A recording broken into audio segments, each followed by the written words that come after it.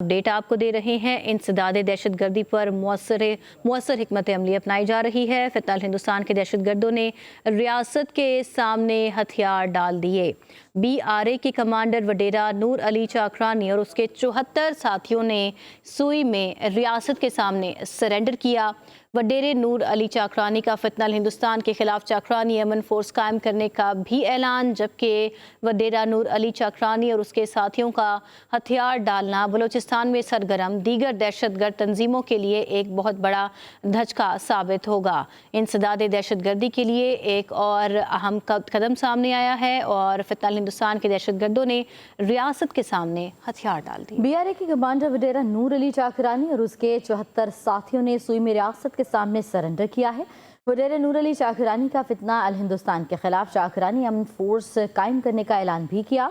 वडेरा नूर अली चाकरानी और उसके साथियों को हथियार डालना बलूचिस्तान में सरगर्म दीगर दहशतगर्द तंजीमों के लिए एक बड़ा धचका है। इंसदाद दहशत गर्दी पर मौसर हिकमत अमली फितना अल हिंदुस्तान के दहशत गर्दों ने रियासत के सामने हथियार डाल दिए। BRA के कमांडर वडेरा नूर अली चाकरानी और उसके 74 साथियों ने सुई में रियासत के सामने सरेंडर किया है। वडेरे नूर अली चाकरानी का फितना अल हिंदुस्तान के खिलाफ चाकरानी अमन फोर्स कायम करने का ऐलान भी किया गया है। ब्रिगेडियर रिटायर्ड हारिन नवाज दिफाई तज्जिया कार ने हमें ज्वाइन किया। सर, बहुत शुक्रिया आपके वक्त का। सर, एक बहुत बड़ी अहम आप समझ लें कि इंसदाद दहशत गर्दी पर जो मौसर हिकमत अमली सामने आई है, कमांडर वडेरा नूर अली चाकरानी और उसके 74 साथियों ने सरेंडर किया है, क्या कहेंगे आप?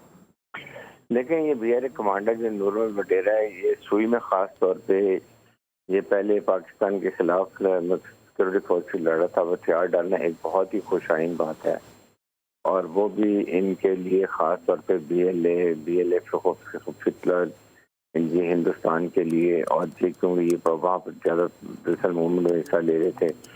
अब इससे ये फ़र्क पड़ता है कि ये अब इससे ये जो हिंदुस्तान की तहरीक है, ये आहिस्ता आहिस्ता दम तोड़ी, क्योंकि वहाँ पर बहुत टेरर बेस्ड ऑपरेशन हुए हैं और काफ़ी हद तक इनका जानी नुकसान किया, हथियार भी रिकवर किए गए हैं। और ये हथियार डाल के यही फोर्स अब सिक्योरिटी फोर्स के साथ मिलकर फिर हिंदुस्तान के खिलाफ लड़ाई करेंगे, तो इससे इनको बड़ा सेटबैक होगा।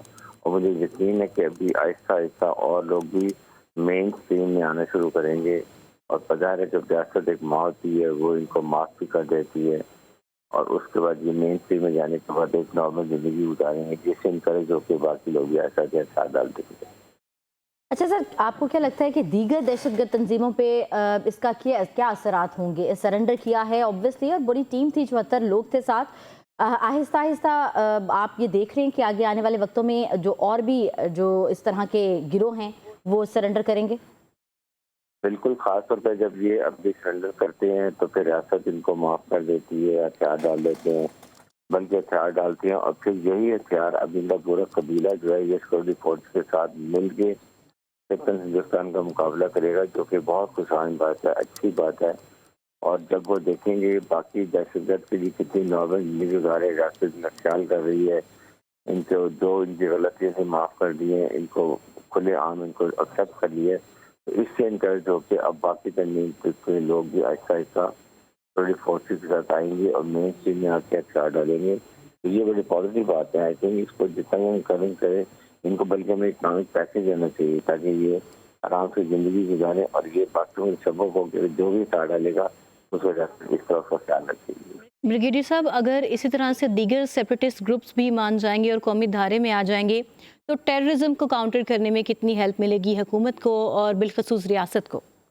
देखें, ये बहुत फ़र्क पड़ेगा। ये वेरी हैप्पी न्यूज़। और इससे जब ये बाकी टेररिस्ट देखेंगे कि एक वडेरे ने और अपनी पूरी फोर्स के हथियार डाले हैं और रियासत ने उसको बिल्कुल माफ़ कर दिया है, बल्कि उनको इकोनॉमिक पैकेज भी दिया है ताकि वो अपनी रोज़मर्रा ज़िंदगी अच्छे तरीके से अपनी फैमिली से गुजार सके, अपने घरों में रह सके मतलब बिला खौफ खतर।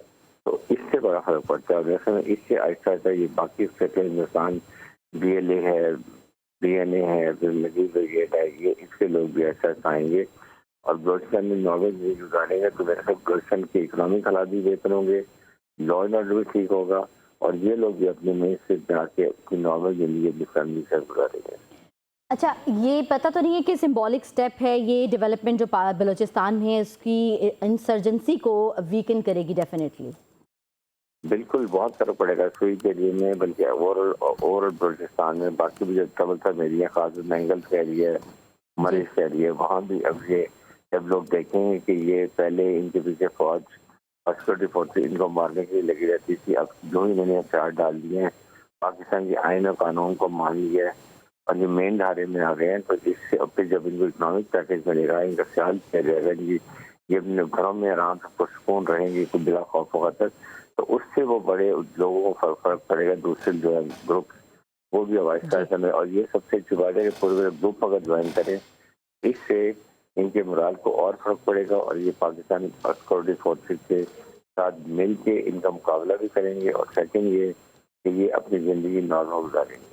Thank you so much sir, आपके टेक और आपका ओपिनियन हम तक पहुंचा। ब्रिगेडियर राइड हारिस नवाज हमारे साथ मौजूद थे।